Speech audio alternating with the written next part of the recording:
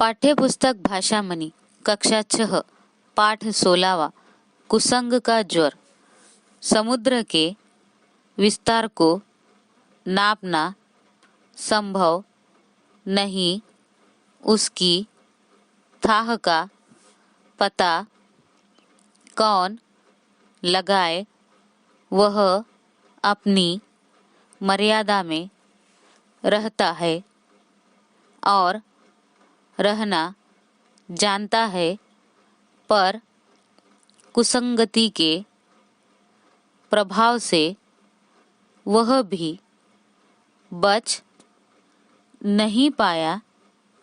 भारी भरकम वृक्ष और विशाल शिलाखंड उसकी छाती पर फेंके गए। उसके वक्षस्थल को क्षत विक्षत कर दिया गया। भारत के रामेश्वरम से लेकर लंका के उत्तरी तट तक 100 योजन चौड़े सागर को सेतु द्वारा बांध दिया गया। भालू और वानर उसके हृदय को रौंदते हुए परले पार पहुंच गए। उसकी सारी महिमा ही मिट्टी में मिल गई। यह सब हुआ इसलिए कि उसके पड़ोस में लंका थी। लंका में रावण जैसे राक्षसों का निवास था। राक्षसों की कुसंगति समुद्र की महिमा को ले बैठी। कविवर रहीम ने ठीक ही तो कहा है, बस कुसंग चाहत कुशल पर रहीम जिय सोस महिमा घटी समुद्र की। रावण बसियो पड़ोस।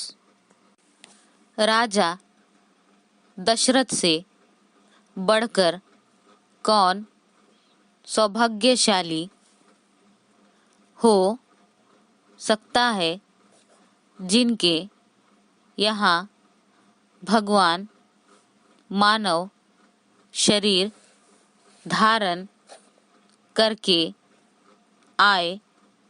उनके परिवार में कोई अभाव कैसे हो सकता था। उनका घर स्वर्ग के सदृश बना था।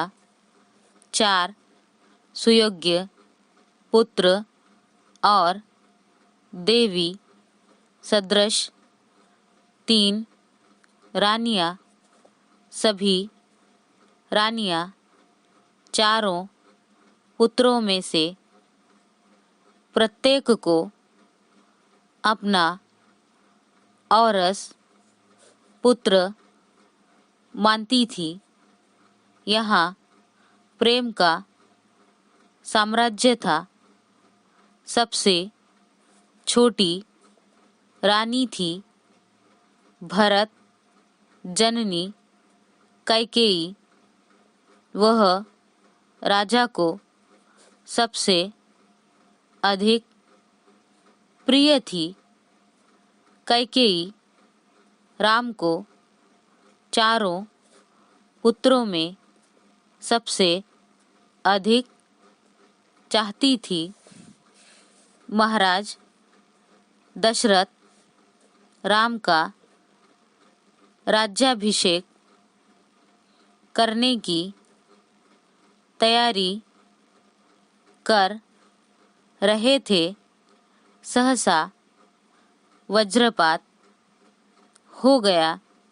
सारे सुख स्वप्न बिखर गए।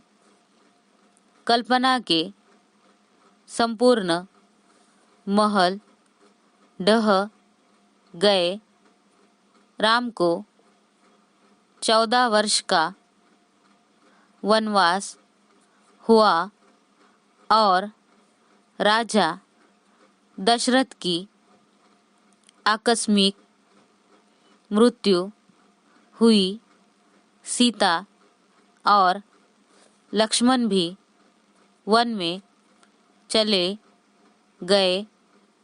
भरत ने भी अयोध्या का राजा बनना स्वीकार नहीं किया।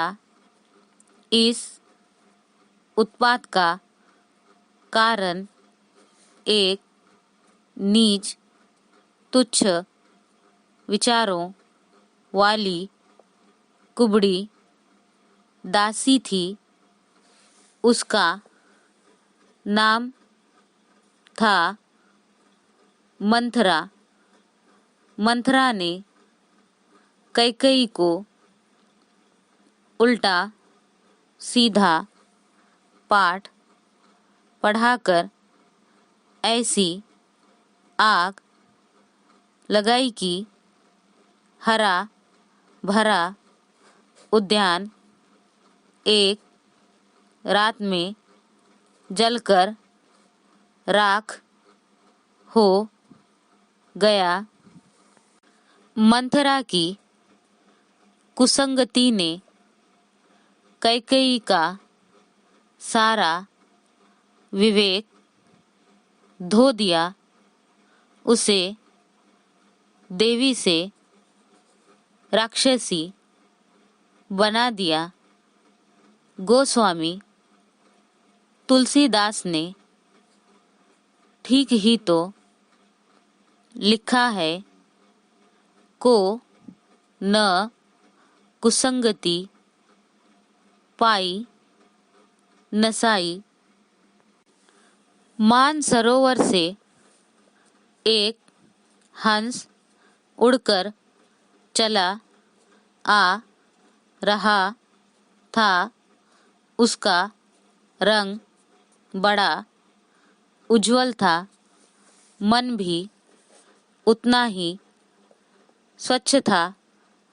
जैसे ही वह ऊंचे पर्वतों को पार करके मैदान में आया, एक कौवा उसके साथ उड़ चला। बोला, हंसराज, आज मैं भी आपके साथ चलूँगा। लोग तुम्हारा बड़ा सम्मान करते हैं। कहते हैं तुम दूध और पानी को अलग अलग कर देते हो। आज मैं भी तो देखूं तुम्हारी कैसी पूजा होती है। हंस ने उत्तर दिया, कागराज, तुम काले कलूटे हो, बोलते भी कड़वा हो। लोग तुम्हें दुत्कारते हैं। फिर मेरा तुम्हारा साथ कैसा? कौवा दुष्ट था। उसने हंस को कहा, हंसराज, आप तो स्वभाव से महात्मा हो। आपके मन में काले, गोरे, मृदुभाषी और कटुभाषी का भेद कैसा? फिर मैं ऊपर से ही तो आपको काला दिखाई पड़ता हूँ, मेरा मन तो काला नहीं। थोड़ी देर आपके साथ रहना चाहता हूँ, इससे तो आपका कुछ बिगड़ने वाला नहीं। हो सकता है आपके साथ रहकर मेरा भी उद्धार हो जाए। हंस भोला भाला था, कौवे की चाल में आ गया। उसे क्या पता था कि दुष्टों की थोड़ी देर की संगति भी बड़े दुख का कारण बन जाती है। हंस ने कौवे को साथ ले लिया। हंस और कौवा कुछ दूर साथ साथ उड़े। नीचे देखा, सड़क पर एक दही बेचने वाला सिर पर दही का पात्र रखे जा रहा था। कौवा बोला, हंसराज, देखो कितनी सुंदर दही है, चलो दही खाएं। भूख भी तो तेज लग रही है ना भाई, ना यह चोरी का काम है। बेचारे गरीब की दही हम क्यों खाएं? हंस ने कहा, वाह रे वाह भक्तराज, तुम्हारे जैसे भक्त तो भूखों ही मर जाएंगे। भूख लगी है, दही खाएंगे नहीं, जिएंगे कैसे? कौवे ने कहा। हंस बोला, भैया, यदि भूख लगी है तो दही ग्वाले से मांग लो। अरे, मांगने से कोई नहीं देता। मेरे भोले भाई, आओ मेरे साथ।